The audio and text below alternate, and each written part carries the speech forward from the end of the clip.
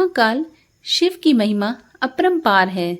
उन्हें प्रसन्न करने के लिए किसी खास प्रयास या पूजा पाठ की जरूरत नहीं होती, बल्कि सच्ची श्रद्धा और पूरे मन से किया गया प्रयास आपको भोलेनाथ की कृपा का पात्र बना सकता है। नमस्कार दोस्तों, आज एक ऐसी ही कथा का श्रवण करते हैं जिसने भोलेनाथ ने अपने भक्त के लिए काल को ही भस्म कर दिया था। भक्त के प्रति महाकाल की अगाध आस्था की जिस कहानी का हम जिक्र कर रहे हैं वह स्वयं भगवान कार्तिकेय ने संतों को सुनाई थी। इसके अनुसार राजा श्वेतकेतु, जो कि भोलेनाथ के परम भक्त थे, उन्होंने काल को भी जीत लिया था। राजा श्वेतकेतु सदाचारी, सत्यवादी, धर्म के मार्ग पर चलने वाले शूरवीर और प्रजापालक थे। वह अत्यंत ही निष्ठा और प्रेम भाव से प्रजा का पालन और अगाध आस्था और श्रद्धा भाव से शिव भक्ति करते थे। उनके इस भक्ति भाव से महाकाल अत्यंत प्रसन्न थे। उनकी कृपा से श्वेतकेतु के राज्य के लोग दुख, दरिद्रता, अकाल मृत्यु और महामारी से अछूते थे। एक दिन जब राजा श्वेतकेतु का जीवन काल समाप्त होने को था और वह भोलेनाथ की आराधना में लीन था, तब चित्रगुप्त ने यमराज से कहा कि राजा श्वेतकेतु की आयु अब पूरी हो चुकी है, अब उनके प्राण हरने का समय है। तब यमराज ने अपने दूतों को आज्ञा दी कि वे जाएं और श्वेतकेतु के प्राण हर लाएं। यमदूत राजा श्वेतकेतु के पास पहुंचे तो वह शिव मंदिर में थे। दूत बाहर ही खड़े हो गए। श्वेतकेतु गहरे ध्यान में थे। बहुत देर हो गई, न श्वेतकेतु का ध्यान टूटा न यह दूत हिले।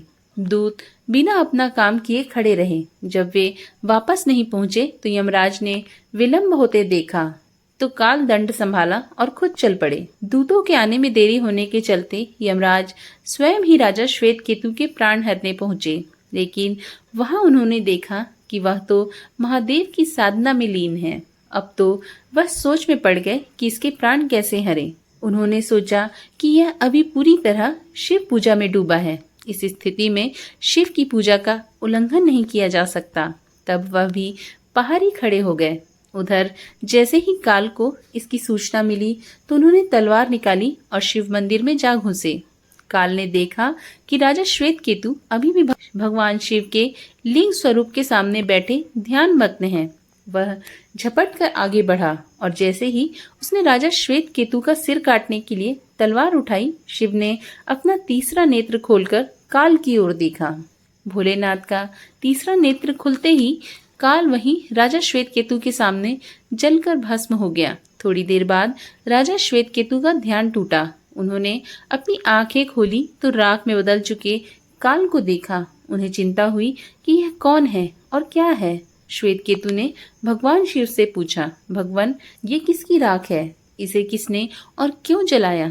तब भोलेनाथ ने बताया कि यह काल था जो कि आपके प्राण हरने आया था। राजा श्वेतकेतु ने कहा कि हे महाकाल, यह तो आपकी ही आज्ञा से तीनों लोक में विचरता है, लोक को नियंत्रण में रखता है। इसी के भय से तो लोग पुण्य कार्य करते हैं। आप इन्हें अतिशीघ्र जीवन दे दें। शिव जी की कृपा से काल जी उठा। उसने उठते ही श्वेतकेतु को अपने गले से लगाकर बोला, राजा, तुम जैसा तो तीनों लोक में कोई नहीं। तुमने तो अजय काल को भी जीत लिया। जीवन दान पाकर काल और यमराज ने कहा कि ऐसे जातक तो शिव जी के परम भक्त हैं, सच्चे मन और पूरी श्रद्धा से महाकाल की पूजा में लीन रहते हैं। सिर पर जटा और गले में रुद्राक्ष पहनते हैं, विभूति का त्रिपुंड ललाट पर लगाते और पंचाक्षर मंत्र का जाप करते हैं।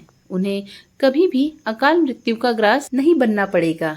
कथा के अनुसार इस आशीर्वाद के बाद श्वेतकेतु ने लंबे समय तक राज किया और फिर महाकाल की कृपा पाकर उनमें ही विलीन हो गए। आशा करती हूँ आपको मेरी आज की ये कहानी पसंद आई होगी। पसंद आई हो तो एक लाइक कर दें। चैनल पर नए हो तो चैनल को सब्सक्राइब कर लें। साथ ही नोटिफिकेशन बेल ऑन कर दें जिससे मेरी आने वाली वीडियो की जानकारी आपको सहज ही प्राप्त हो सके। राधे राधे। जय शिव शंभू।